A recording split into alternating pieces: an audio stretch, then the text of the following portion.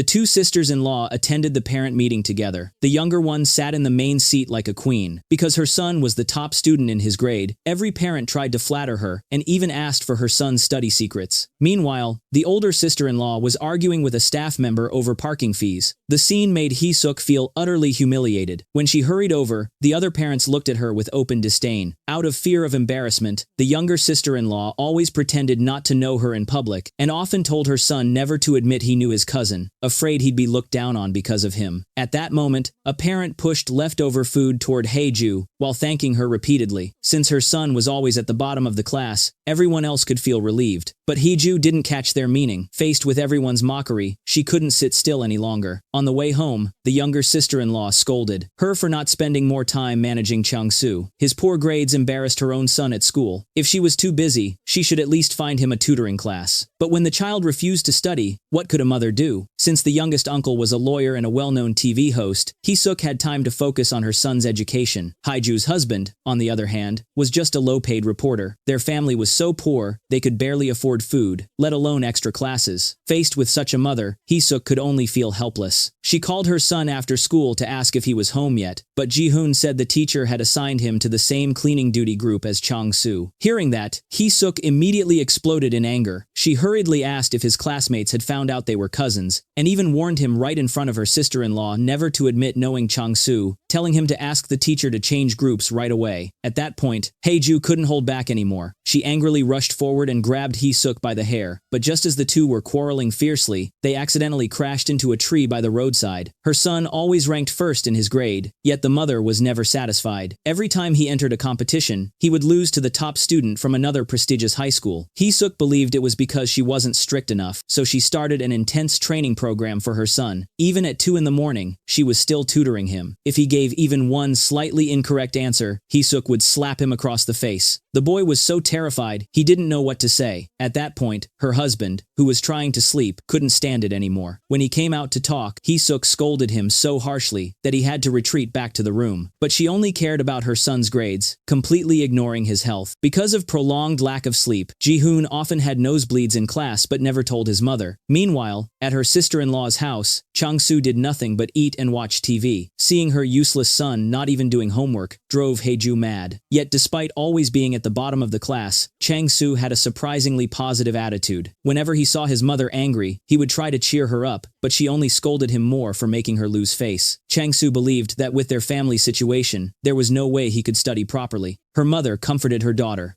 telling her not to always scold the boy. Since he had no talent for studying, there was no need to force him. At least, he wasn't a troublemaker addicted to games like other kids. It turned out that the couple had been living with the wife's mother all these years, but the house was too small and overcrowded. Hae-ju truly couldn't stand living there any longer. Even her daughter's drawings had started to show disturbing images. Her greatest dream was to buy a home of their own. However, her husband's housing loan application kept getting rejected. In fact, Hae-ju didn't know that her husband had been laid off 3 months earlier. The salary he brought home each month was actually early retirement compensation. He had no choice but to ask his younger brother for help, but the selfish, stingy brother came up with all kinds of excuses to complain instead. He didn't even dare to ask for compensation after his wife and sister-in-law's quarrel damaged his car. During the day, he had struggled to drive his brother away when he came to borrow money, only for his wife to cause even more trouble afterward. To get her son into the best class, Hee-suk secretly used their rent money, but even that wasn't enough. So she turned her attention to her mother-in-law, deliberately buying her favorite bread and a designer blouse. Receiving a gift from her daughter-in-law for the first time,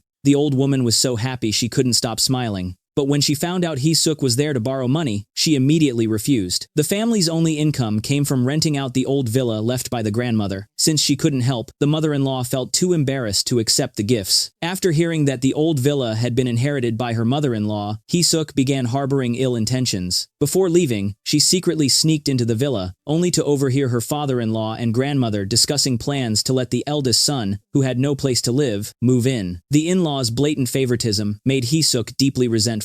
Consumed by jealousy, she decided to provoke her husband into starting a battle with his older brother and sister-in-law over the villa. Both brothers packed their things, ready to move back home to live off their parents, but unexpectedly ran into each other at an intersection. Sung-hoon curiously asked where his younger brother was rushing off to, but the younger one, feeling guilty, stammered and couldn't answer. When the light turned green, he hurriedly told his wife to drive off quickly. As a result, because Heju drove in the wrong lane, the younger brother's car got ahead first. Unwilling to be outdone, Heju made a sharp turn to catch up. She almost overtook them, but since their car was too old, they were ultimately left behind. At that moment, the parents-in-law at home were getting ready to go hiking, but when they turned around, they suddenly saw their younger son moving all his belongings into the house. The couple quickly greeted them, saying, "We were afraid you'd feel lonely, so we decided to move in with you." Their words shocked the parents so much that they were speechless. Before they could recover, the older son and his wife also arrived. Overwhelmed by anger and shock, the mother-in-law fainted on the spot.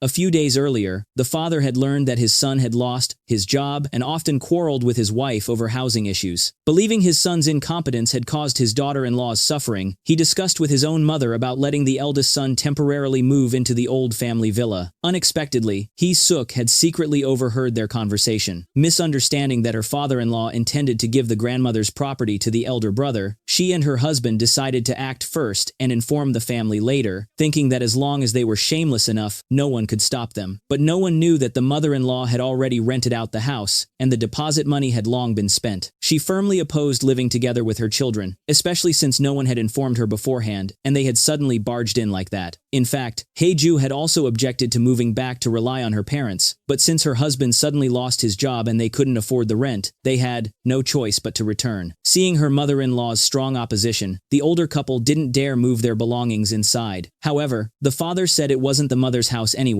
and told Hyeju not to take her mother-in-law's words to heart. He didn't realize that Hee-suk had already moved her things in first. Furious, he grabbed Sung-shik by the collar and demanded to know what he was trying to do. They clearly already had a home, so why fight over this one with his older brother? Sung-shik lied that their landlord had suddenly raised the rent by 200 million won, saying he didn't have that much money, and begged his father to let them stay. The father reluctantly agreed to let them live in the basement, but Sung-shik refused, claiming they had too much furniture, while his brother only had a few bags. Coincidentally, Sung-hoon saw the entire scene. Not wanting his father to be caught in a difficult position, he agreed to move his family into the basement, on the condition that his younger brother stop yelling at their father. If it happened again, he swore he would never forgive him. After finally getting rid of Sung-shik, the father barely had a moment of peace before Hee-suk started crying and wailing again. The couple's acting skills were truly astonishing. Seeing this, Sung-hoon quietly took his luggage and moved straight into the basement. Hee-suk then sneered at her sister-in-law in a mocking tone. "After all these years, how are you still so poor that you only managed to save up this little?" Heju kept telling herself that if she could just endure 2 more months, she would finally be able to move out. That evening, the whole family gathered around for dinner. The grandmother clearly said she wanted to order glutinous sweet and sour pork. So why did they end up ordering the plainest dish instead? Her grandson replied that the sweet and sour pork she wanted was too expensive. Hearing what Sung-shik said, both the father and elder brother were so angry they lost their appetite. Just then, the youngest daughter, Airi, came by to visit her mother. Seeing everyone together, she thought it was Mio-kei's birthday, but the whole family sat in silence. When Airi went to the bedroom and saw Jung-ae looking troubled, she learned that Sung-shik and his wife had fought so hard to move back because they feared the family property would be divided with the older brother. Seeing her sister-in-law's smug look, Jung-ae grew furious and kicked her out. It turned out that Hee-suk had already found out the old family house was worth 5 billion won. Sung-shik never imagined it could be that valuable, so Hee-suk carefully discussed with her husband that from now on, they must put on their best behavior in front of the parents. Once they managed to drive the old couple out, the house would surely become theirs. Determined to get the property, Hee-suk decided to shamelessly cling to her in-laws' home. But life under one roof, with both daughters-in-law upstairs and downstairs, was never going to be easy. The two were like water and fire, suddenly forced to live together. Since the older sister-in-law had to work outside, her children were often left unsupervised. As a result, her gluttonous son frequently rummaged through the fridge looking for treats. Today, when caught red-handed, Hee-suk realized that all the imported cookies she had bought for her own son had been eaten by Chang-soo. To ensure her son had a balanced diet, Hee-suk prepared a lavish breakfast every morning. But faced with a table full of food, Ji-hoon had no appetite at all. Watching him eat like he was swallowing medicine made Hee-suk's heart ache terribly. At that moment, Chang-soo suddenly showed up and asked to eat with them. Within just a few minutes, the whole table of food was completely devoured by him and his younger sister.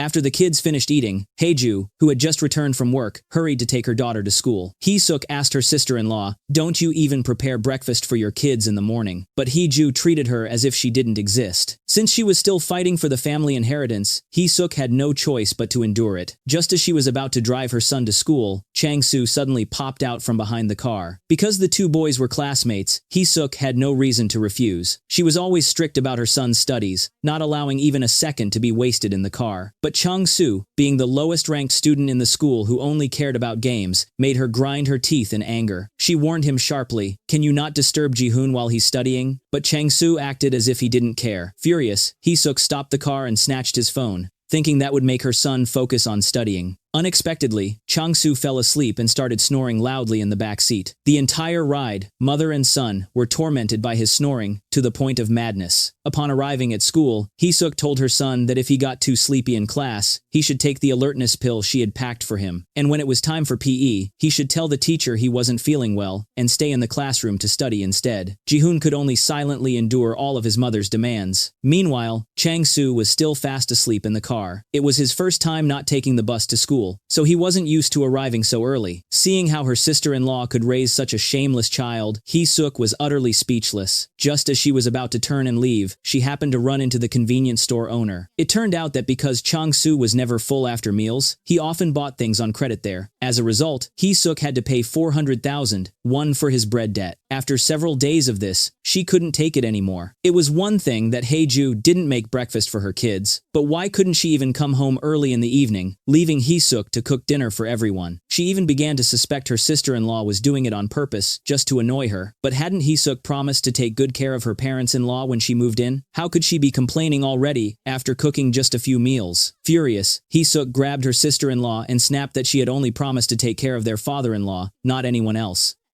Holding in her frustration for too long, Hae-ju finally snapped back, and the two sisters-in-law started arguing heatedly. When Sung-shik came home from work and saw his wife quarreling, he immediately took her side. Hearing the commotion, the older brother also came upstairs. Since the children moved back, the house has become chaotic every day. At this point, the mother-in-law could no longer stand it. Then Jong-ae exploded in anger and stormed downstairs. She was the most pleasure-seeking mother-in-law I had ever seen. Every day, besides shopping for clothes, her greatest joy was dancing with her friends in the practice room. What made her even happier was that a few days ago, she inherited her mother-in-law's villa. Overnight, she became a landlady, and her life grew even more comfortable. But her happiness didn't last long, as both sons brought their wives and children home to freeload. Not only did her dream of being a landlady fall apart, but she couldn't even afford her gym membership. She had planned to use the house her mother-in-law left behind to enjoy life a bit, but before she could rent it out, she ended up taking in a bunch of dependents. What troubled her even more was that the two daughters-in-law constantly quarreled. These days were driving the old lady nearly insane. Since both sons shamelessly moved back home, Jung-ae couldn't keep supporting them for free, so she told her sons they had to pay rent and cover the utilities each month. Although the eldest son was poor, he and his wife didn't say a word. The stingy younger son, however, refused to pay a single cent and even threw tantrums in front of his mother. To please her mother-in-law, Hee-suk took the initiative to prepare a delicious meal for her and even made a bowl of bean sprout soup. As soon as the mother-in-law lifted the bowl, Hee-suk remarked that she had forgotten her mother-in-law didn't like this dish. It was because her father-in-law often came home drunk, forcing her mother-in-law to cook it too many times, so now just smelling it would make her feel nauseated. Hee-suk even blamed herself for being so thoughtless. In fact, Hee-suk did it on purpose to bring back her mother-in-law's memories. It turned out that before Hae-ju married into the family, she and Sung-shik had been close friends and often drank together. One night, after getting drunk, Hae-ju stayed over and even finished an entire pot of bean sprout soup the next morning. What made things worse was that she fell in love with Sung-hoon at first sight. Just thinking about it made Jung-ae grit her teeth in hatred. Her plan to trigger her mother-in-law's memories had worked, and Hee-suk was overjoyed. Her real goal was to find a way to drive her sister-in-law, Hae-ju, out of the house. That evening, when Hae-ju came home from work, she brought bread to please her mother-in-law, but Jung-ae, filled with anger, shoved it aside. Hae-ju never expected that even after 15 years of marriage, her mother-in-law would still hate her so much. Jung-ae shouted that she had disliked her from the very first day she came. Hae-ju didn't understand why her mother-in-law suddenly brought up the past until she saw the pot of bean sprout soup in the kitchen and realized everything. But Hee-suk seemed to have forgotten that right. After graduating from university, she once interned under Hae-ju's supervision. So Hae-ju took the opportunity to remind her her to be careful, warning that if old company rumors ever came to light again, she shouldn't blame anyone but herself. Hee-suk never expected her sister-in-law to use the past to threaten her. Just because Ji-hoon ranked third in the whole school, his mother gave him a harsh beating. In Hee-suk's eyes, her son could only ever be number one. Dropping to third place in just 1 month was something she simply couldn't tolerate. Hearing the commotion, Chang-soo hurried over and hugged his aunt. He couldn't bear to see his cousin being beaten like that. At that moment, Hae-ju rushed in as well. She warned Hee-suk that if she dared to hit her child again, she would report her for child abuse. Hee-ju truly couldn't understand her sister-in-law's behavior. Did being good at studying automatically make children happy? Must one graduate from a prestigious university to have a future? Today, Hae-ju decided to teach Hee-suk a lesson. Besides, ranking third in the whole school was already excellent. Why put so much pressure on the child? Failing to enter a top university had left Hee-suk unable to lift her head in front of others. As a result, her sister-in-law exposed the family's private matters right in front of the kids. Hae-ju was straightforward and didn't think too much about it. In truth, Hee-suk was deeply vain and pinned all her hopes on her son. She had even quit her job to focus on raising him, but she didn't realize how much psychological pressure her strict expectations were causing. Sometimes at night, she would even show up at the cram school gate to scold her son in front of everyone, just because he made a careless mistake on a test. If he had been more careful, how could he have ended up only third in the whole school? Faced with his mother's relentless demands, Ji-hoon couldn't take it anymore. For the first time, he talked back to her, leaving Hee-suk completely stunned. She had never imagined that her obedient son would ever defy her. Hae-ju originally intended to comfort her sister-in-law, but to her surprise, Hee-suk blamed her son's declining grades on Chang-soo. She claimed that all he did every day was eat and play games, and living with such a lazy student had negatively influenced her own son. Her words left Hae-ju utterly speechless. What made her even angrier was that later that afternoon, she was summoned to the school by Ji-hoon's homeroom teacher, who had just learned that the two boys were living under the same roof. The teacher said that because Chang-soo spent his days gaming and listening to music, Ji-hoon's studies were being affected. Hae-ju immediately knew this was Hee-suk's doing. Years ago, Hee-suk had often been looked down upon by her colleagues for lacking proper credentials, and it was Hae-ju who had helped her rise to the position of department head and even introduced her to Sung-shik. But instead of being grateful, Hee-suk now treated her with cruelty. Furious, Hae-ju dragged Hee-suk outside and demanded to know why she had slandered her son. Hee-suk insisted that her own son would become a top talent in society one day, and if it weren't for Chang-soo's bad influence, his grades would never have dropped. The two sisters-in-law refused to back down, exchanging harsh words before breaking into a fight. In the end, the cunning younger sister-in-law stabbed her elder one in the back to get revenge. Though the two brothers shared the same parents, the wives they married couldn't have been more different. The elder brother's wife was kind and gentle, while the younger's was scheming and deceitful. Every time there was work to do, Hae-ju was always the one who did the most. In contrast, Hee-suk only showed up to put on a show. Aside from taking photos to post on social media, she spent her time flattering her mother-in-law, saying she looked even younger and prettier than her sister-in-law. The mother-in-law found her eldest daughter-in-law unpleasant to look at. She'd complain, "How can she dress like that while making kimchi? Just seeing her annoys me." The father-in-law, however, couldn't stand Hee-suk's laziness and gluttony. After being reminded by him, Hee-suk reluctantly chopped one carrot and immediately wanted to rest. Hae-ju was furious, nearly losing her mind. Yet that still wasn't the worst of it. To drive her elder sister-in-law out of the house, Hee-suk often stabbed her in the back.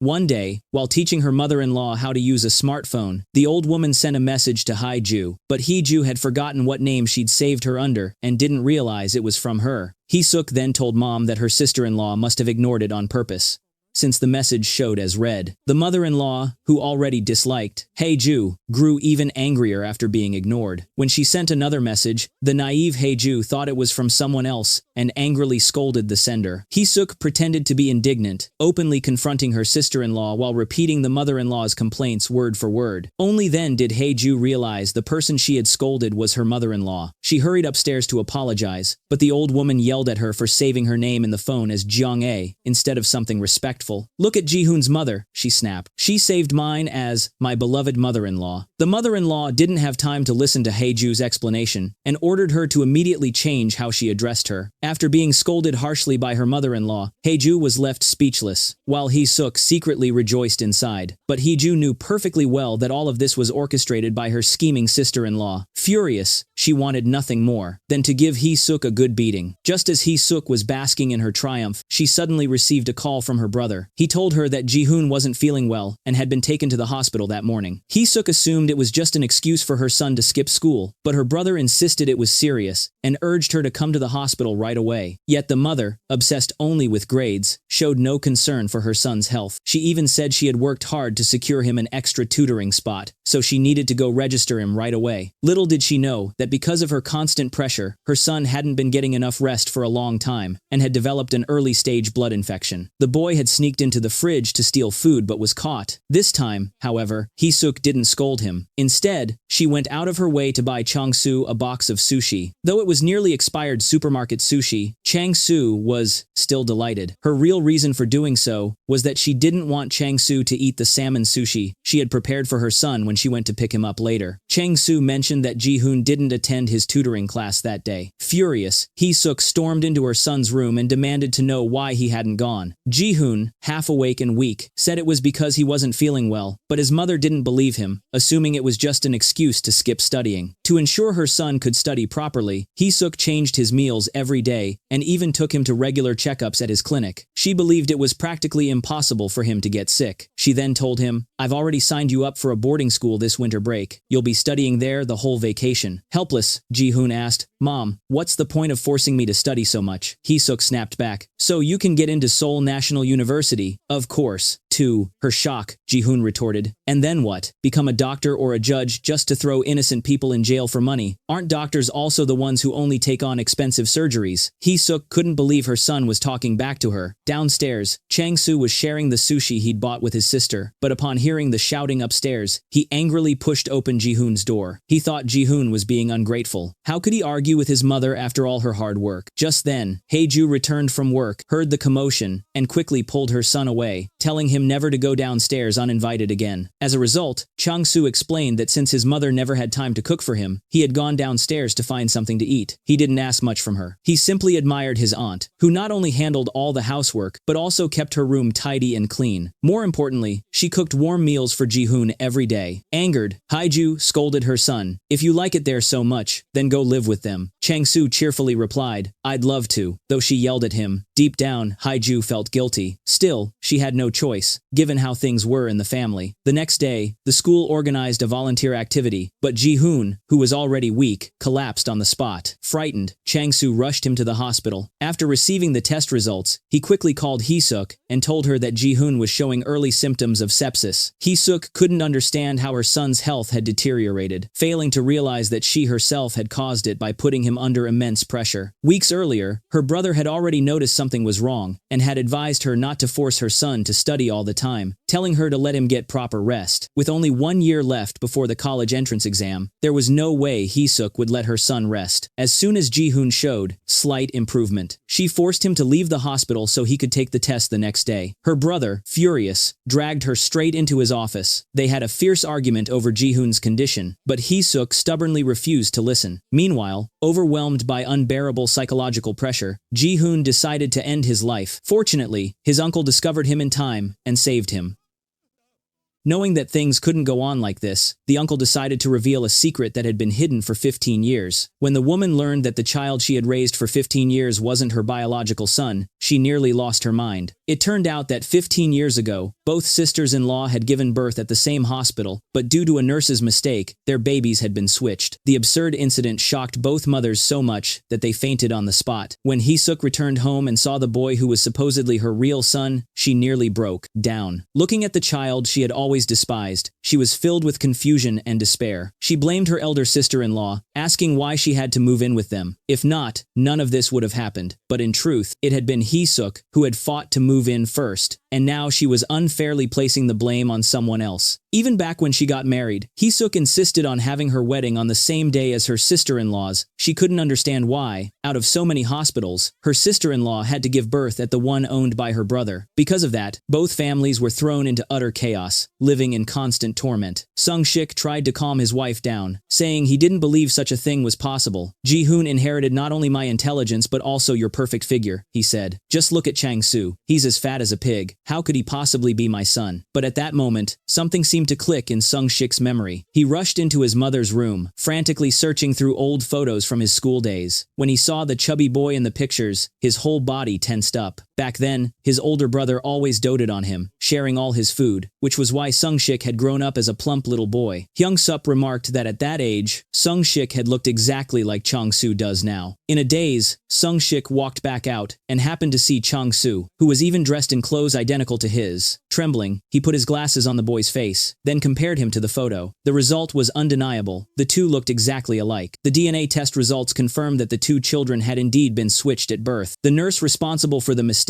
burst into tears and knelt down, begging for forgiveness, while the hospital director also got down on his knees to apologize to both families. The two sisters-in-law were so shocked that they fainted again on the spot. When they returned home, Hee-suk furiously beat Chang-soo. She couldn't accept that the boy she had given birth to was lazy, gluttonous, and poor at studying. Hearing the commotion, her father-in-law rushed over just in time to stop her. When the parents-in-law learned about the shocking truth, they were left completely speechless. The sisters-in-law had raised each other's sons for 15 years. The elder one's child had grown up to be a lazy, food-loving underachiever, while the younger one's son had become a top student thanks to her strict upbringing. But such a revelation was impossible for either family to accept. To go from raising an honor student to realizing her real son was failing in school nearly drove Hee-suk insane. Unwilling to believe it, she went to 3 different hospitals for DNA tests, but every result came back the same. Though Haeju's son wasn't good at studying, in her eyes he was still the most perfect boy, great at gaming, slept well, and ate heartily without being picky. Where else could one find such a healthy and cheerful child? The elders of the family were equally stunned when they heard the news. However, the small comfort was that despite the switch, both boys had grown up under the same roof. Since the truth was now out, it was time to make a decision. The grandmother suggested they should ask the children what they wanted. Tearfully, Haeju sat down with her son to tell him everything. Holding him tightly, she wept uncontrollably, unable to bear the thought of being separated from him. In contrast, when Ji-hoon learned that Haeju wasn't his biological mother, he actually felt relieved. After all, he had grown tired of the mother who constantly pressured him to study. It was now time for the two boys to make their decisions. Chang-soo said that his mother had raised him all these years. Though she had never cooked him delicious meals, he still wanted to live with his original parents. His words deeply moved Haeju. Then it was Ji-hoon's turn to speak. Hae-suk never expected that her son would choose to live with his biological parents. Even more shocking was that, as soon as he finished speaking, he immediately went upstairs to pack his things. Everyone was stunned that Ji-hoon truly meant what he said. Hee-suk was devastated by the son she had raised for 15 years. While everyone was still struggling to process what was happening, Ji-hoon had already finished packing and was preparing to move downstairs. The grandmother couldn't believe that the top student of the entire school could be so cold-hearted. What was the point of being so smart if he lacked compassion? But since Ji-hoon had made his choice, they couldn't let Hee-suk end up without a child. After several discussions among the elders, they finally decided to switch the children back. Haeju hugged her son and cried uncontrollably, while Sung-hoon reluctantly led the boy upstairs. When Sung-shik brought his son before his wife, Hee-suk froze completely. Staring at the child she had always despised, she nearly lost her mind. Meanwhile, on the other side, Haeju kept gazing at Ji-hoon, carefully studying his face from every angle. Suddenly having such an outstanding son, Haeju found it hard to accept. Still, no matter what, she was determined to raise him well. She tried to give Ji-hoon a hug, but he instinctively pulled away, because in his memory, his mother had never hugged him before. Haeju couldn't believe that Hee-suk had treated her son that way. Meanwhile, upstairs, Chang-soo wasn't nearly as lucky. Hee-suk completely ignored him. Aware of his shortcomings, Chang-soo knelt before her and pleaded, asking her to let him stay until he turned 20, after which he would leave the house on his own. Seeing his son kneeling there, Sung-shik's heart ached. He quickly helped the boy up. Although no one could truly accept this painful truth, they still had to face it.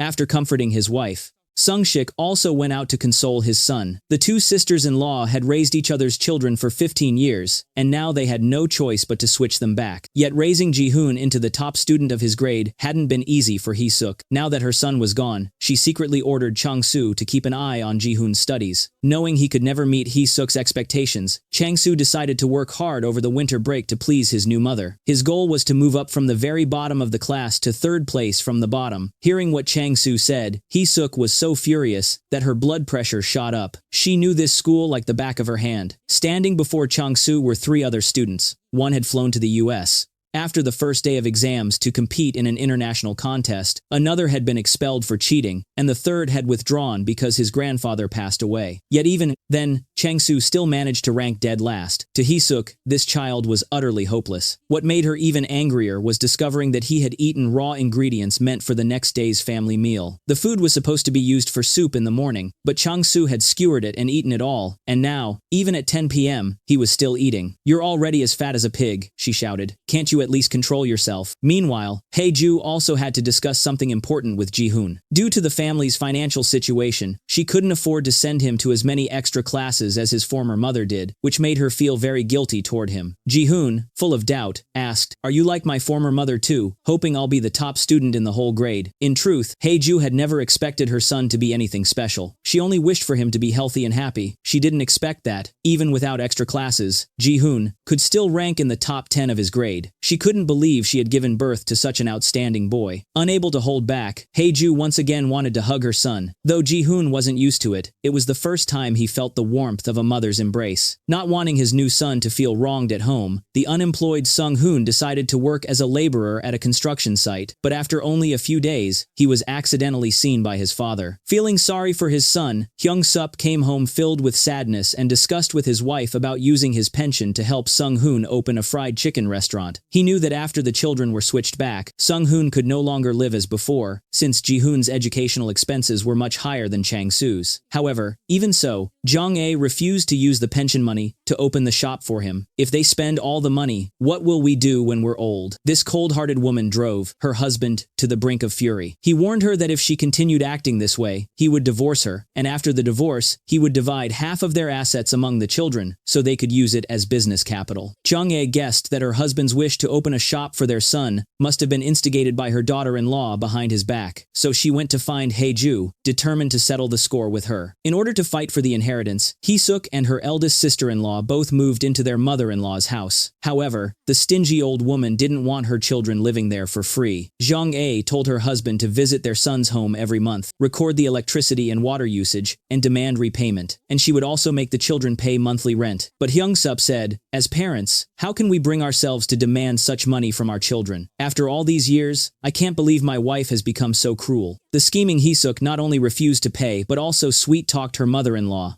Meanwhile, the one Hyung-sup worried about the most was his kind eldest daughter-in-law, who was struggling. Not wanting to cause the elders any concern, Haeju always tried to appear strong. Though she lived in the basement of her mother-in-law's house, she was already content just to have a place to stay. Knowing that his wife kept pestering their eldest daughter-in-law for rent, Hyung-sup secretly gave Haeju some pocket money to help with her family's expenses. This made Haeju feel utterly ashamed to face her father-in-law, but they were all his children. How could a father bear to watch his own suffer? To help his eldest son, the old man decided to use his pension to open a fried chicken restaurant for him. His wife, however, disagreed and insisted that the idea must have come from their eldest daughter-in-law, who was manipulating him behind the scenes. "No, mother, that's not true." "Then, why did your father-in-law suddenly bring it up?" "I don't know either, mother. You're pretending not to know, aren't you?" Being wrongly accused like that, Haeju didn't know how to explain herself. Jong-ae had no idea what her son and daughter-in-law's life had been like all these years. She didn't even know their children had been switched for 15 years and spent every day busy outside. Not only was the house a mess, but so were the children. "Look at how Sung-shik's wife raises her kids, then look at you. You raised yours to be at the bottom of the class. Now that the children have been switched back, Sung-shik's wife must be heartbroken." What she truly meant was that she refused to give them money to open the shop. Her false accusations and mockery made life unbearable for Haeju. But unexpectedly, while working at the construction site, Sung-hoon fell from a great height. Fortunately, he was rescued in time and survived. After that, the old woman no longer dared to act harshly and obediently listened to her husband, agreeing to use the pension money to let their eldest son open the restaurant. Because she had to stay at the hospital to take care of Sung-hoon, Haeju had no choice but to leave her two children with Heesuk. Upon hearing that her eldest brother had been hospitalized, Heesuk reluctantly got up to cook for the kids. However, Ji-hoon still refused to come upstairs for dinner. Furious, Heesuk went to call him herself, only to discover that the boy she had painstakingly raised into the top student of his grade was secretly reading comic comic books. Although Ji-hoon was no longer her son, she couldn't just stand by and watch him go astray. Unable to hold back, she started scolding him. It was supposed to be his tutoring time, yet instead of studying, Ji-hoon was at home wasting time on such nonsense. This made Hee-suk extremely angry. She couldn't accept that the child she had raised so hard had suddenly become like this. After 15 years of hardship raising him, she had ended up with an ungrateful son.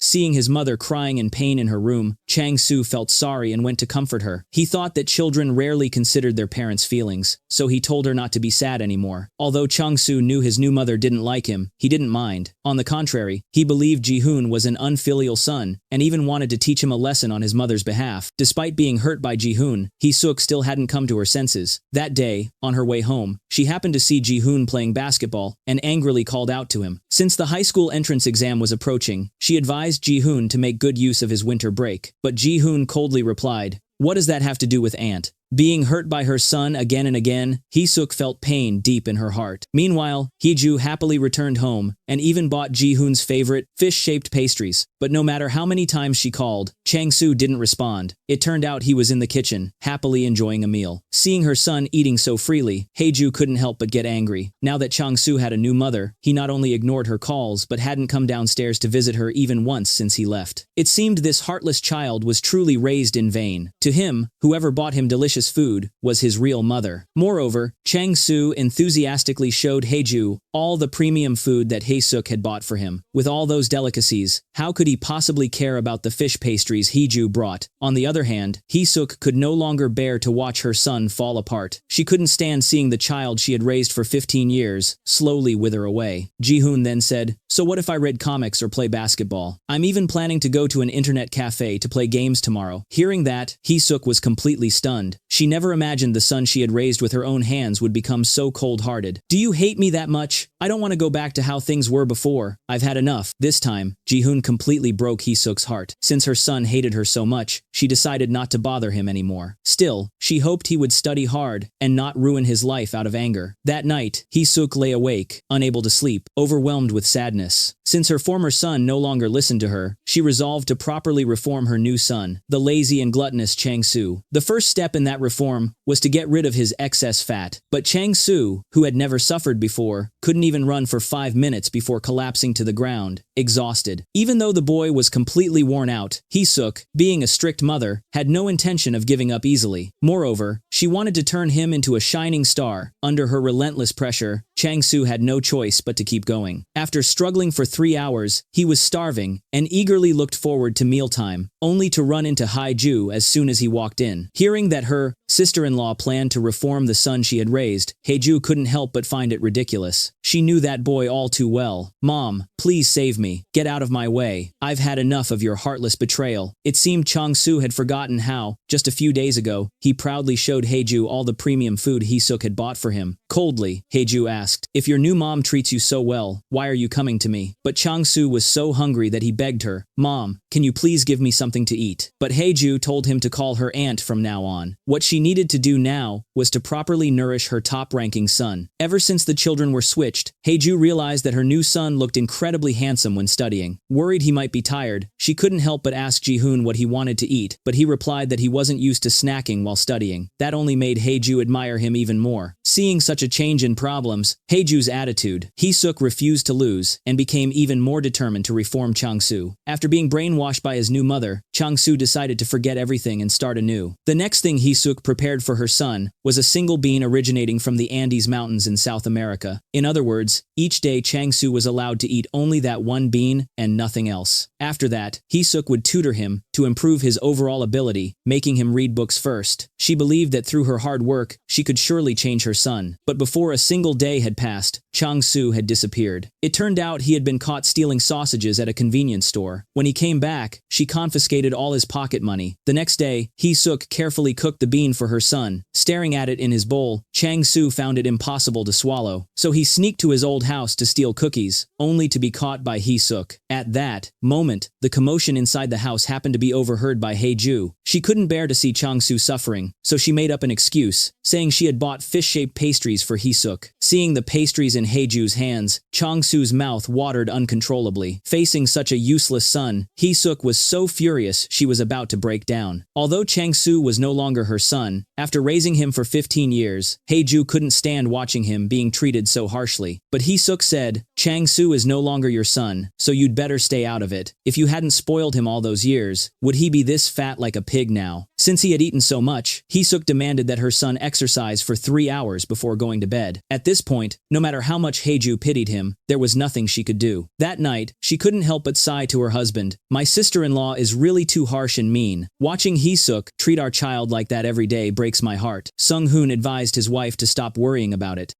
Meanwhile, Ji-hoon was being raised perfectly, so obedient that it was almost pitiful. Seeing how he spent every day just studying, they thought it might be better to find a way to let him rest properly. Meanwhile, at his grandmother's house, Sung-shik heard that his father was planning to open a fried chicken restaurant for his older brother. Enraged, he stormed over to confront his parents. He demanded to know why they always did everything for his brother, why they always thought of him first. He even recalled how, when they were kids, because his brother was good at studying, their mother would fry eggs just for him every day, while he could only watch helplessly. After meals, he was always the one helping with housework, while his brother buried his head in books. Years later, when his brother returned from military service, their parents prepared a feast. But when he came back from his own service, they were busy attending a funeral. In truth, Sung-shik had always been lazy and irresponsible, and now he even wanted to quit his job so that his mother would fund him to open a law office. Hearing that their son planned to quit, his elderly parents were so angry they nearly beat the useless brat to death. Sung-shik couldn't understand why he was considered inferior to his brother, but in their mother's eyes, his older brother was perfection itself. It seemed Sung-shik needed to remind her of a few things. Back then, his brother hadn't even graduated from university before deciding to drop out to become a rock singer. When that failed, he wanted to become a monk. It took their parents great effort to drag him back home, only for him to insist on marrying Haeju, a woman from a poor family, even threatening to sever ties with his mother because of her. His brother's rebellion back then had nearly driven their mother to her grave. Seeing Sung-shik raise his voice at their mother, Sung-hoon angrily dragged his younger brother outside. While the two brothers were arguing endlessly, their sisters-in-law heard the commotion and came running. Neither brother was willing to back down, and they ended up fighting. Ji-hoon and his sister couldn't help but rush in to stop them. Fortunately, Chang-soo's strength was enough to break up the fight. The mother forced her son to lose weight, but instead of getting thinner, he gained 2 more kilograms. This made Hee-suk suspicious, wondering if her son had been secretly eating outside again. However, Chang-soo insisted that his pockets were cleaner than his face. He had no money left to buy food. Hee-suk not only imposed strict dietary rules, but also made him exercise every day. She really couldn't understand why her son had gained 2 kilograms, so she began to secretly observe him. She soon found grease stains on Chang-soo's clothes and rice grains stuck to his pants. It turned out that because he wasn't full, Chang-soo had been sneaking into a free meal center for the elderly to eat. When he got home, he would roll up leftover rice into balls and secretly eat them when his mother wasn't looking. By the time his mother made a surprise inspection, he was already well prepared. Although Hee-suk didn't find anything, she couldn't let it go. The next day, Hee-suk disguised herself and secretly followed her son, only to discover that he had been eating with the lonely elderly people there. As a result, poor Chang-soo was caught and taken home by his mother. Hee-suk was so furious that she wanted to beat her useless son to death. Every day she worked hard to exercise with him and even bought expensive soybeans to help him lose weight, yet he still went there to freeload meals. Hearing Hee-suk constantly hitting her son downstairs, Sung-hoon felt heartbroken to the point he couldn't stand it anymore. However, Hee-ju had already discovered that Chang-soo had been sneaking off to eat there. Being controlled so strictly by Hee-suk, yet still finding a way to fill his stomach, made Haeju and her husband feel no concern about the boy's future. On the contrary, the one Haeju worried about was Ji-hoon. In the morning, seeing her son studying all the time, Haeju gave him some pocket money and told him to go out and have fun for a day, reminding him not to come home until late at night. But that evening, when Haeju got off work, she found Ji-hoon sitting blankly at the gate of their apartment complex. Ji-hoon had grown this big, yet aside from studying, he had never once gone out to play, so he didn't even know where to go for fun. Hearing Ji-hoon's words, Haeju felt deep sorrow. She couldn't understand how her sister-in-law could turn a child into a machine that only knew how to study. If this continued, the boy would face serious problems. After that, the couple took their son out to relax, and even stopped at a street stall to eat instant noodles. Eating instant noodles had always been Ji-hoon's greatest dream, because his former mother wanted him to maintain a proper diet and never allowed him to eat such things. Meanwhile, Hee-suk warned Chang-soo that from now on he was absolutely forbidden to go out without her permission, and even planned to lock him in the study room. But Chang-soo had never been serious about studying. With just seeing a book made him sleepy. Every time his mother caught him, he was lectured harshly. Chang-soo complained that he was so hungry he was about to faint and had no energy left to study. Meanwhile, the family of four was happily eating instant noodles when, unexpectedly, they were spotted by the parent of a classmate sitting nearby. That person, not knowing that Hee-ju was Ji-hoon's biological mother, turned around and asked, "Where is Ji-hoon's mother?" And now, how would their family deal with this situation? The woman was about to go crazy. It turned out that the fact she had a son who was a poor student had been discovered by the other parents. Since Hee-suk's former son had always been the top student in the entire grade, she had been proudly elected as the president of the Parents' Association. Who could have imagined that after mistakenly swapping sons with her elder sister-in-law years ago, the boy she got back turned out to be the lowest-ranking student? Now that Hee-suk was no longer Ji-hoon's mother, everyone was eager to know what tutoring classes Ji-hoon had attended.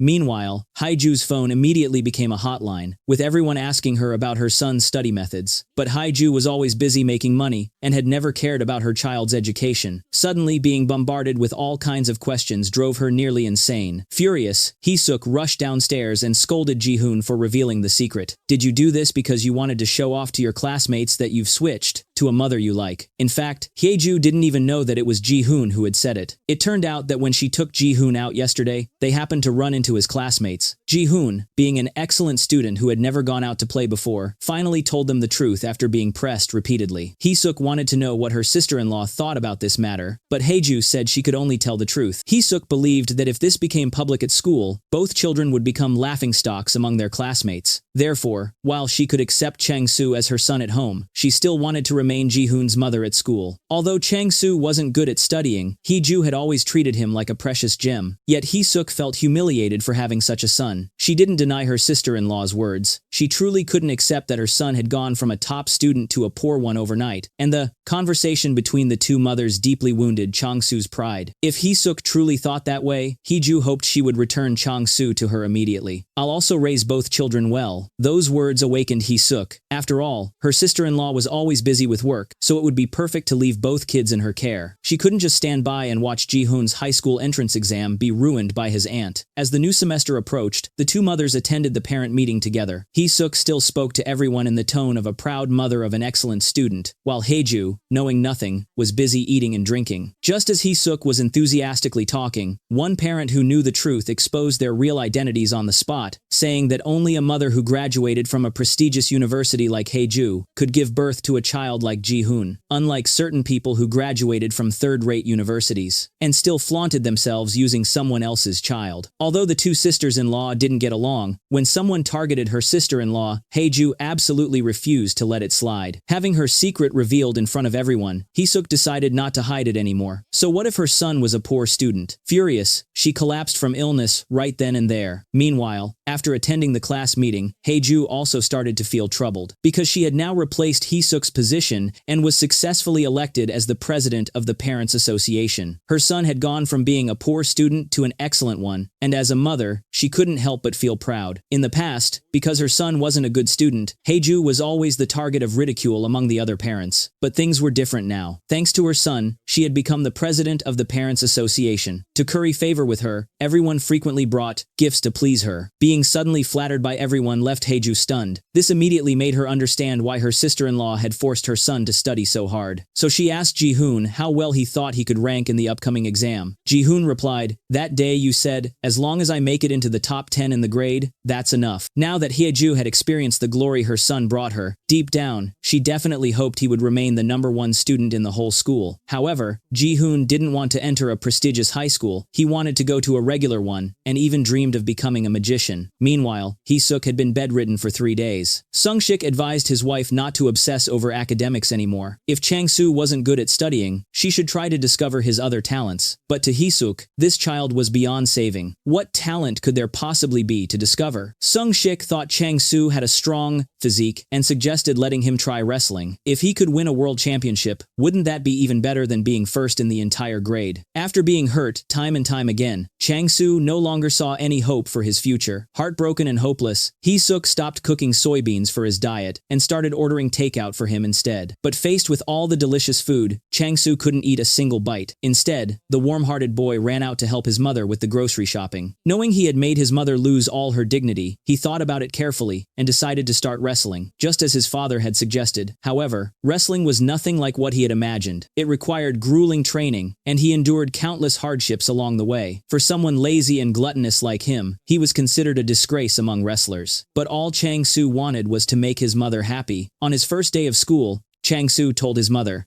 "The teacher asked you to come to school tomorrow." Hee-suk was certain it must be about her son's grades, and that the homeroom teacher wanted to talk to her, but Chang-soo said it wasn't the homeroom teacher, it was the music teacher. Hearing that, Hee-suk was immediately startled. The next day, she anxiously went to the school, only to be completely surprised when the teacher suggested that Chang-soo should start vocal training. It turned out that during a recent charity performance, Chang-soo's warm, resonant voice had immediately caught the teacher's attention, who believed he had a natural gift for singing. But Hee-suk thought the teacher must be joking. The teacher explained that with proper training, Chang-soo could become an outstanding singer. Everyone else saw the chubby, lazy boy as hopeless, but his mother discovered her son's hidden talent. Although he was naturally fond of eating, he had an excellent lung capacity and a natural gift for singing.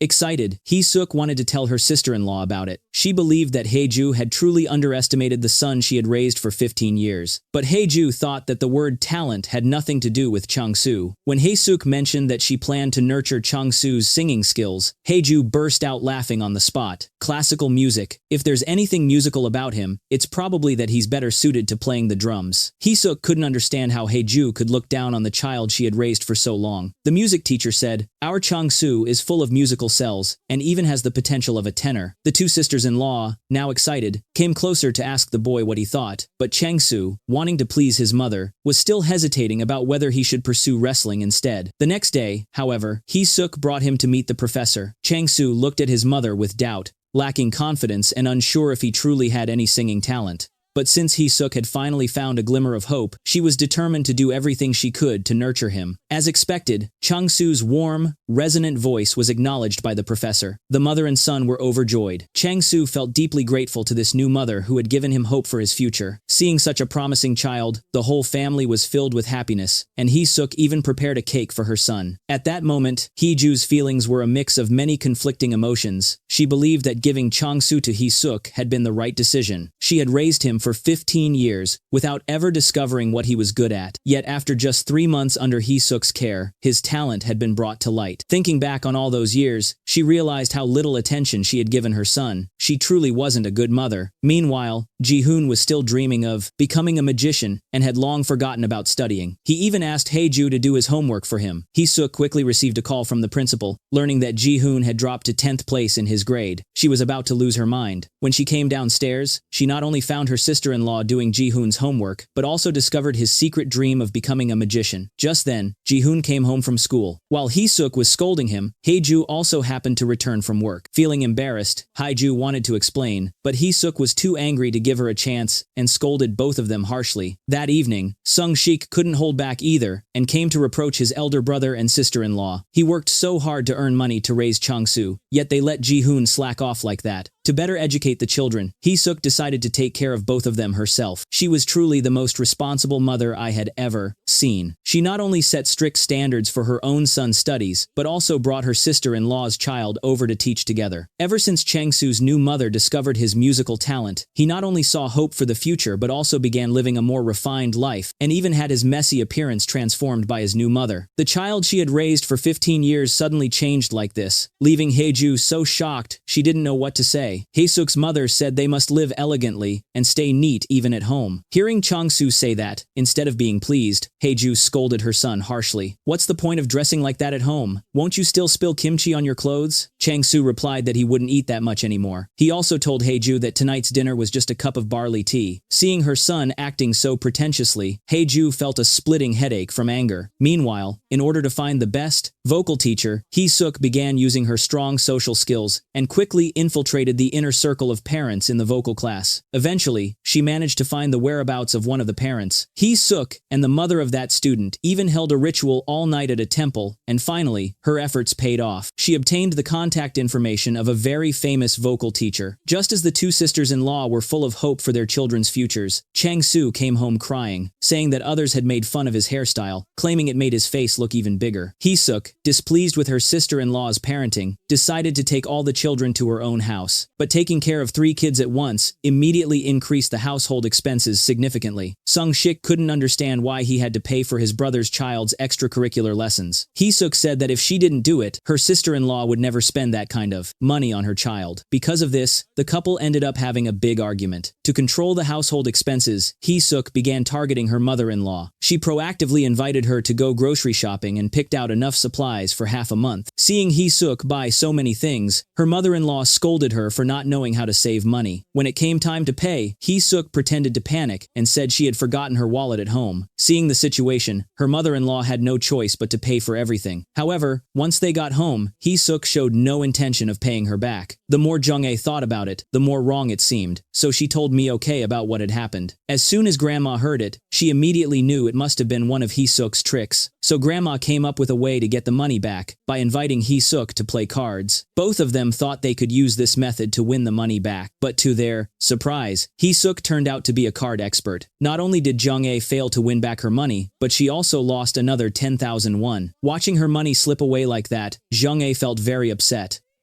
A few days later, she used the same tactic and invited Hae-suk to go shopping again. This time, she picked out enough goods to equal the 70,000 won that Hae-suk owed her. When it came time to pay, she told Hae-suk she had forgotten her wallet at home, but Hae-suk replied that she had switched backpacks that day and hadn't brought her wallet either. Faced with such a situation, the two women awkwardly sat at the cashier counter, not knowing what to do. Just then, Hyung-sup appeared in front of them. It turned out that the sly daughter-in-law, Hae-suk, was the one who had called her father-in-law to come pay the bill. Though the two sisters-in-law lived under the same roof, their lifestyles were completely different. The younger one was busy from early morning taking care of 3 children, while the elder sister-in-law leisurely stayed home doing beauty care. After the younger one sent the kids off to school, Hae-ju slowly finished cleaning up. When they met, Hae-ju immediately complained to her, "Aren't you tired?" "Not at all. This year, Chang-soo got into the music academy, and even if he goes to Italy, I'll go with him." Seeing Hae-suk's proud expression, Hae-ju advised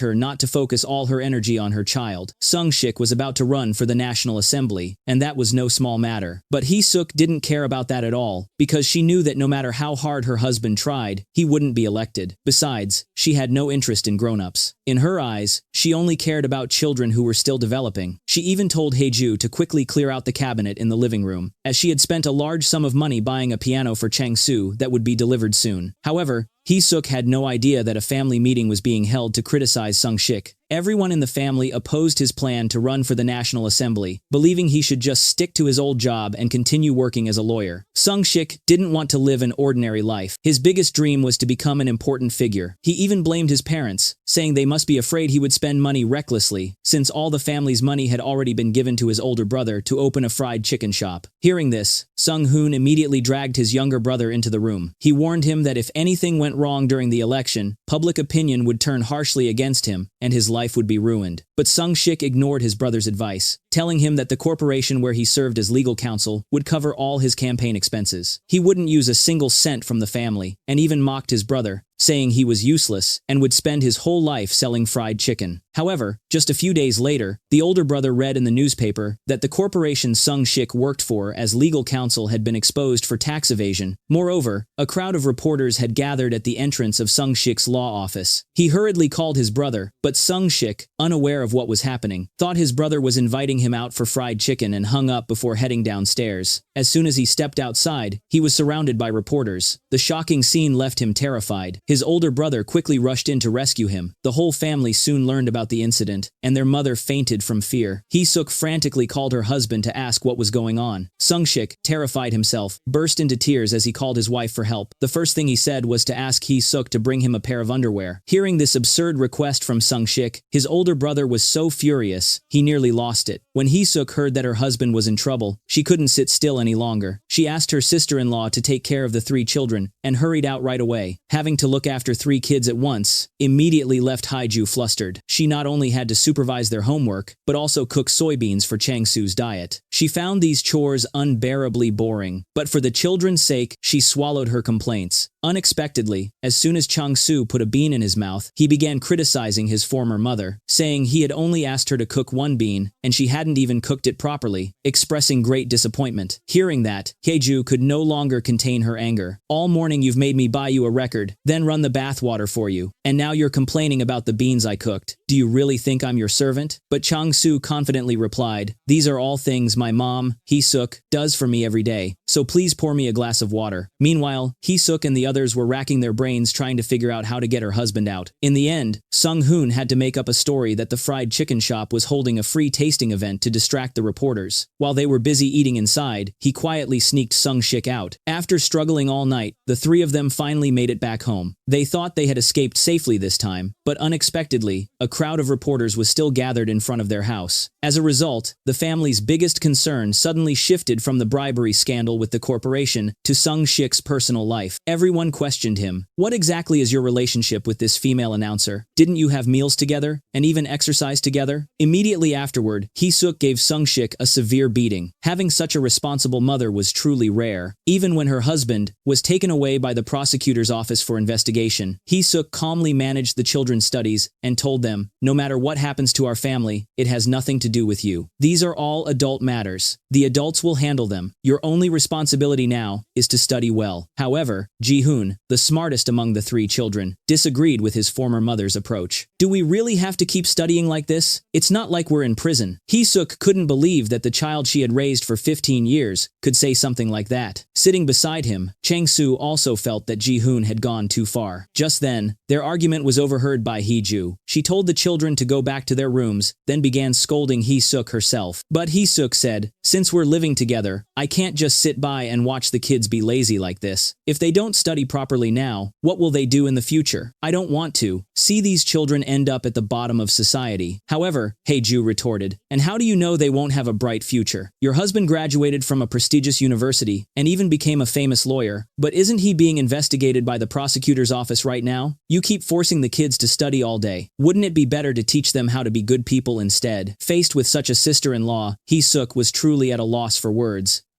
As usual, she continued to invite a vocal tutor every day to teach Chang-soo, and sat beside him throughout each lesson. She could even notice if he sang a single note incorrectly. To help him improve faster, she spent a large amount of money to buy tickets for a concert by a famous singer. As expected, both mother and son were completely mesmerized by the performance. In the middle of the concert, the singer dedicated a song to the most important person in his life, Professor Han A-ri, and his daughter, Jung-eun. Wasn't that the youngest aunt A-ri from her husband's family? For Hee-suk, this revelation was like a thunderbolt from the sky. It turned out that 30 years ago, for the sake of his singing career, this uncle had gone to Italy alone to pursue success, which immediately made A-ri a single mother. After 30 years, the uncle returned to his hometown in glory, and his greatest wish was to rekindle his old love with A-ri. The whole family reunited. When Hee-suk heard about it, she immediately ran backstage, saying she was A-ri's niece-in-law, and confidently claimed she could help the two reconcile. Her only request was for the singer uncle to mentor Chang-soo, and so, the famous singer became Chang-soo's tutor. Seeing this scene, Hee-suk was absolutely thrilled. Chang-soo had taken one step closer to his dream of becoming a singer. However, just as the uncle was teaching seriously, A-ri, who rarely visited, suddenly showed up. As Hee-suk was about to explain, A-ri pushed her aside and tried to kick the uncle out directly. While everyone was struggling and arguing, the doorbell suddenly rang, and they quickly told the uncle to escape through the back door. Seeing her daughter arrive, Mioke sighed sorrowfully sorrowfully and muttered, "Lately, I keep dreaming of that heartless man. He's the one who made my daughter live her whole life as a single mother. If I ever see him again, I'll tear him into 100 pieces." A few days later, Hee-suk hurried to Aunt Ari's house to tell her everything from beginning to end. Ari scolded Hee-suk. "Was there really no other teacher available? You just had to rub salt into her wound. Look at your age. Who still talks about love anymore? Even at your age, no one sees you as a woman anymore." With just a few words, Hee-suk left Ari speechless. But Ari told her, even if she could forgive that man, she would never get past your grandmother. Mioke hates him to the bone. After 3 months of intense training, today finally marks the big day of Changsu's singing competition. From early morning, Hee-suk began preparing for the event. Her husband, seeing her packing up, thought she was taking their son on a picnic. When he learned it was just a competition, he was even more surprised. Before the contest, Hee-suk kept reminding Changsu, "As long as you perform normally, you'll definitely win a prize. So don't be nervous, just do your best." Soon, it was Changsu's turn to perform. Waiting outside, Hee-suk was so nervous that her heart felt like it would burst out of her chest. As expected, hard work paid off. Changsu won first place. It was also his very first championship. Overjoyed, Hee-suk shared the news with her husband, telling him they must celebrate grandly that night. A while later, Ji-hoon came home from school, and Hee-suk happily told him the good news about Changsu's victory. In just 3 months, she had turned a sloppy boy into an outstanding singer who won first place in a competition. This immediately restored her confidence. Her next target was her former son, Ji-hoon. Ever since she and her sister-in-law switched the children back, Ji-hoon's grades had plummeted. He no longer studied hard, and spent all his time dreaming of becoming a magician. Seeing the boy decline like that, Hee-suk was truly worried. Taking advantage of her sister-in-law's absence, she forcibly brought Ji-hoon to an extra class, but Ji-hoon wanted nothing to do with it. As for Hee-ju, she went to Aunt Ari's house to formally express her gratitude. She knew that Changsu's great achievement this time was thanks to the help of the uncle who was a singer. After returning home, Hee-ju gave Changsu a gift and told him that she had lost her parents at a young age and lived with her grandmother, unlike Hee-suk's family, who was well off but perhaps less attentive. She blamed herself for not being able to focus fully on Changsu before, but seeing her son so promising now made her genuinely happy. Just as mother and son were hugging each other in tears, Hee-suk and her husband began arguing over Ji-hoon. No matter how much her husband objected, Hee-suk stubbornly stood her ground. However, Ji-hoon's next move was something she never expected. He got a score of 0 on his exam. She knew Ji-hoon was rebelling against her and had done it on purpose. Hee-ju couldn't bear to see Hee-suk torment the boy any further, so she asked Changsu to take his mother away. At that moment, Ji-hoon, pushed to his limit, could no longer hold back his frustration, and finally spoke out the feelings he had suppressed for so long. "When I lived with Mom Hee-suk, I felt suffocated. Every child she raised was so outstanding. One was the top student in school, another was the champion of a singing contest. In Mom Hee-suk's eyes, nothing was more important than her children's studies. Every day, Hee-suk made individual study plans for each child, not even sparing her little niece in kindergarten. As a result, all 3 children followed Hee-suk's study plans exactly as required. But unexpectedly, before long, Ji-hoon's health began to deteriorate. Right before the midterm exam, he suddenly had a nosebleed, which frightened Hee-suk terribly. She rushed to grab a tissue for him, but Ji-hoon pushed her away. A few days later, while cleaning the room, Hee-ju accidentally discovered a bag of prescription medicine behind the bookshelf. Seeing Ji-hoon's name on it, she went to the pharmacy to ask what kind of medicine it was. The pharmacist told her it was a sedative prescribed by the neurology department.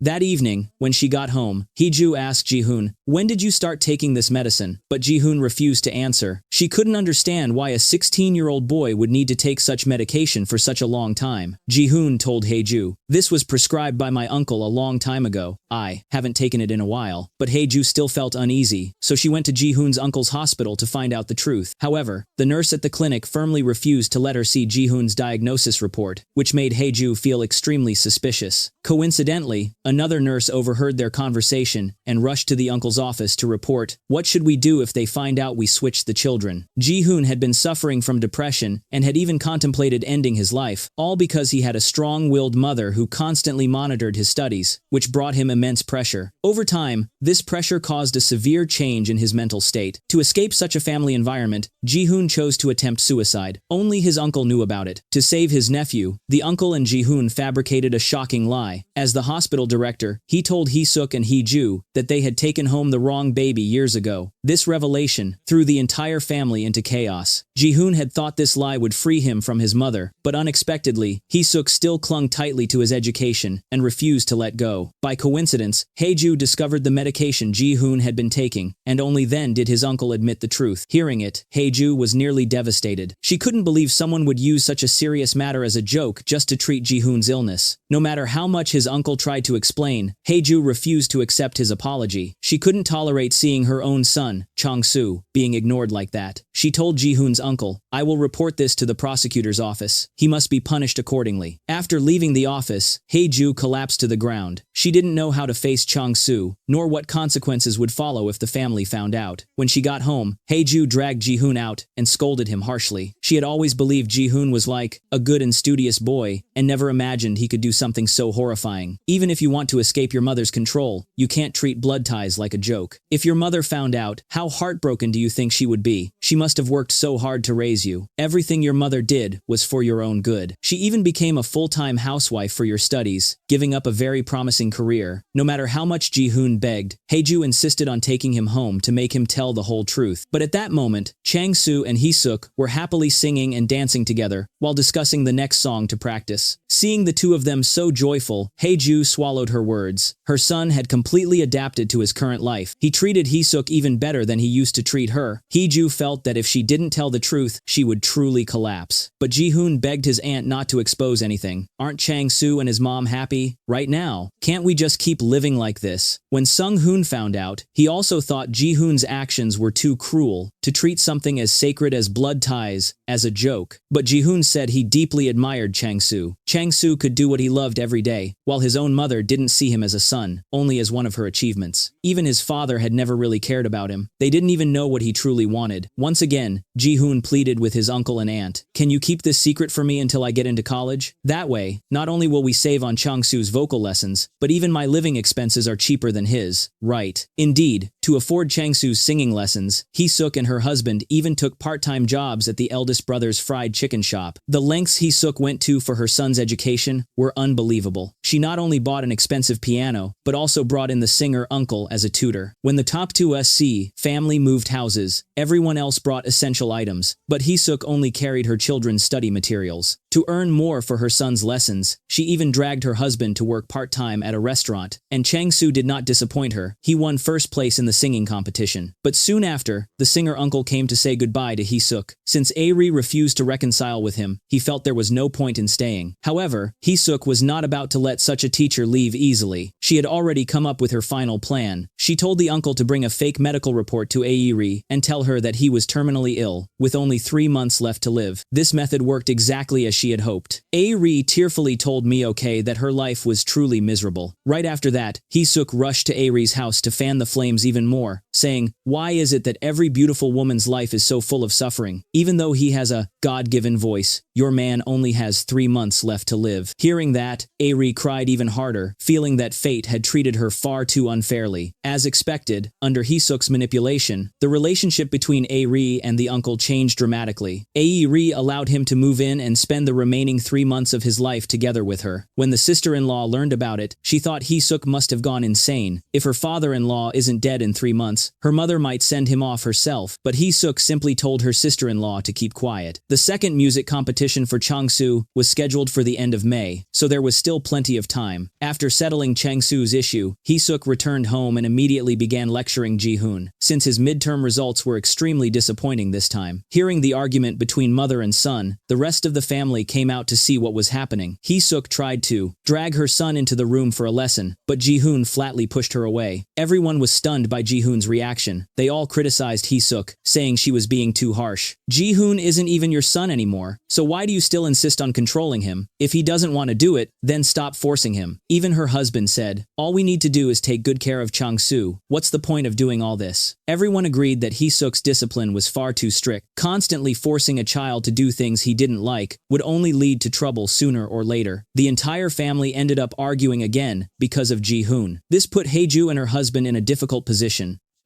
so they decided to tell Mr. Hyung-sup about the situation first. But unexpectedly, their father already knew everything. Seeing how hysterical Hee-suk had become, he also chose to keep the secret for now. However, Hee-ju felt that the longer they kept it hidden, the harder it again would be to tell the truth. Unexpectedly, Chang-soo was right inside the room and had heard everything they said. Everyone thought he wouldn't be able to accept such a truth, but to their surprise, the chubby, carefree boy said, "Can we not switch back?" His words shocked everyone. Chang-soo felt that without this mix-up, he wouldn't be who he was today. "I lived with my parents for 15 years, yet they never figured out what I was good at. But after staying with Mom Hee-suk for just a few months, she discovered my talent for singing and even helped me win an award. This isn't about money, it's about genuine care and selfless dedication." His words left Hee-ju and her husband speechless. Chang-soo went on to say that he really liked Mom Hee-suk because she was stylish, beautiful, and a great cook. That infuriated Hee-ju, and she rushed forward to give the thoughtless boy a good beating. Chang-soo quickly tried to explain, "This isn't just about me. If they were to actually switch the children back now, it would cause a huge problem." Their conversation was accidentally overheard by the sister-in-law standing at the door, and soon almost the entire family knew about it. When everyone learned the full story, they were utterly stunned that Ji-hoon and his uncle had fabricated such a lie. But now, the most important question was whether they should tell Hee-suk the truth. Both the grandmother and the mother-in-law felt that if they switched the children back now, Ji-hoon would suffer greatly. Every day, Hee-suk worked hard to teach her son, yet the family was hiding a shocking secret from her. Everyone knew that the child swap had been a misunderstanding, but no one wanted to bring it up because they knew that if Ji-hoon returned to Hee-suk, it would deeply hurt him. However, Hee-suk, being sharp and perceptive, soon noticed that something was off with the whole family. She was certain they were hiding something from her. That day, the singer, uncle suddenly came over to visit. No one in the family had ever met Ari's boyfriend before, so they all warmly welcomed the famous singer. Only Mioke sat quietly, filled with sorrow. Although Ari kept speaking kindly of him, Mioke firmly refused to let her daughter be with the man who had once betrayed her. Hee-suk also tried to persuade her grandmother to give them her blessing, reminding her that the uncle was Chang-soo's teacher, and that all of Chang-soo's current success was thanks to him. This also put Mioke in a difficult position. With so many things happening in the family lately, she felt overwhelmed and went up to the rooftop alone, where she drank an entire jug of rice wine. She got so drunk that her grandson had to carry her home. Hee-suk then begged her grandmother not to drive the uncle away. As a mother, she said, everyone hopes their child can find a good teacher. She also wanted Chang-soo to become like his uncle, a world-famous singer. But suddenly, Mioke blurted out, "What right do you have to worry about Chang-soo like that?" Everyone quickly stopped her from saying more. "Take grandma back to her room." This made Hee-suk feel something was off. The next day, she went to the hospital to have a DNA test done. At last, she learned the shocking truth. The child swap was nothing but a lie. They had dared to deceive her. Immediately afterward, she went to the school to confront the people involved. Just as she was about to get out of the car, Hee-suk saw Hee-ju arriving at the school gate to pick up her son. It turned out that Hee-ju had specially bought 2 tickets for a magic show, wanting to reward Ji-hoon for his hard work during the midterm exams. Now that the exams were over, she wanted to take him out to relax. Hee-suk could hardly believe that the studious son she had raised could have done something like this. But what shocked her even more was realizing that everyone in the family already knew there had never been a baby mix-up. She was the only one who had been deceived. She felt pitiful and ridiculous, like the whole family had treated her as a fool for their amusement. No matter how she had disciplined him, Ji-hoon was still her own flesh and blood. How could they so casually separate a mother from her son? But Ji-hoon said to Hee-suk, "It was all my plan. The adults only found out the truth recently. I begged them not to tell you." He even said in front of her, "Being your son is the biggest mistake of my life." The words struck Hee-suk so hard that she fainted on the spot. At the hospital, the eldest brother finally told her the truth. "You were too strict with Ji-hoon, and that's what drove him into depression." He even went up to the hospital rooftop to take his own life. To ease his mental burden, his uncle had no choice but to lie. Hee-suk didn't believe her eldest brother's words, so she called Ji-hoon over to ask if it was true. Ji-hoon poured out all the thoughts he had kept inside. He said he hated being forced to study all the time. He had tried so hard to make his mother happy, even secretly taking medicine to manage his condition, but he just couldn't take it anymore. Hearing Ji-hoon's words, Hee-suk no longer knew whether everything she had done over the years was right or wrong. She didn't even know how she should face Ji-hoon from now on. After being discharged from the hospital, Hee-suk took the initiative to ask her older brother and sister-in-law to switch rooms with her. She wanted to live with Ji-hoon and respect his choices in everything. She also told the family about her decision. Not long after, the semester ended. When Hee-suk saw Ji-hoon's report card, she still couldn't bring herself to accept it. Ji-hoon said, "Isn't 8th place in the whole grade already pretty good?" Sitting beside him, Chang-soo immediately shouted, "Be quiet, kid." Without saying a word, Hee-suk called all the children upstairs to gather. This really scared Ji-hoon. He thought his mother had changed, but it seemed like nothing was different. To his surprise, however, Hee-suk actually took them out to relax and have fun. She said, "8th place in the entire grade is already excellent. Since the exams are over, of course we should relax a bit." Yet she still asked for the names of the 7 students who ranked above Ji-hoon. Apparently, the #1 making machine of the Hae